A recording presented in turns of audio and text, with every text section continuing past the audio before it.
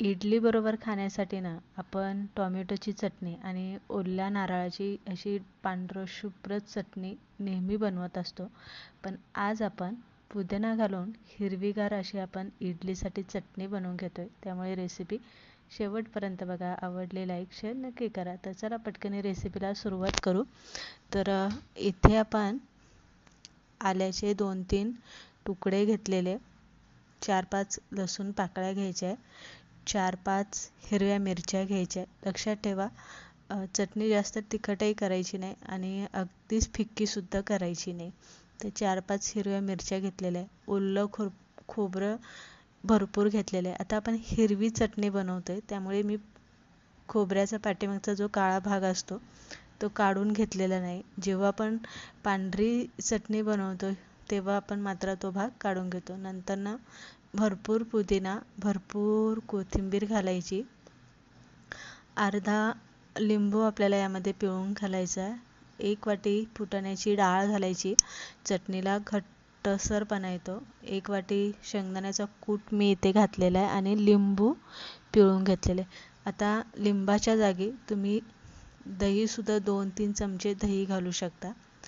1 चमचा मीठ घालायचं आहे आणि 2 चमचे आपल्याला यामध्ये साखर घालायची. थोडीशी अशी गोड पण चव आली का चटणी खूप छान लागते.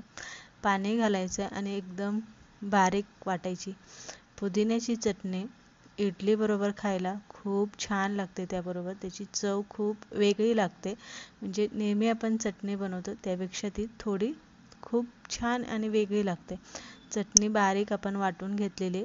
आता तडका देण्यासाठी 2 पळ्या तेल आपल्याला यामध्ये गरम करायचं. भरपूर जिरे आणि मोहरी घालायचं आहे. तुम्हाला आवडत असेल तर सफेद उडदाची डाळ आणि चण्याची डाळ घाला. 2 बेडगी मिरच्या लाल यामध्ये घालू शकता आणि हिंग घालायचा आहे. कढीपत्ता भरपूर घालायचा आहे. आता मी डाळी यामध्ये घातलेल्या नाही आहे आणि बेडगी मिरचीसुद्धा मी घातलेली नाही कारण जास्त तिखट नको आहे म्हणून. कढीपत्ता भरपूर घातला. कढीपत्ता तेलामध्ये चांगला असा तडतडला की गरम असतानाच आपल्याला हा तडका चटणीत घालायचा आहे आणि वरून असं थोडं झाकण ठेवायचं. म्हणजे जी वाफ असते ना तडक्याची ती चटणीमध्ये मुरली जाते. तर इथे तुम्ही बघू शकता छान हिरवीगार अशी आपली इथे चटणी बनवून तयार झालेली आहे. इडली बरोबर एकदा नक्की पुदिन्याची ही चटणी बनवून बघा. खायला खूप छान लागते आणि याच पद्धतीने थोडीशी ती अशी पातळ ठेवा म्हणजे इडलीवरती अशी आमटीसारखी घेऊन खाता येते. तर रेसिपी एकदम साधी सोपी आहे आणि एकदम झटपट होणार आहे. एकदा केली चवेला लागली तर प्रत्येक वेळेस तुम्ही पुदिना घालून चटणी बनवाल. 100% मी गॅरंटी देऊन सांगते.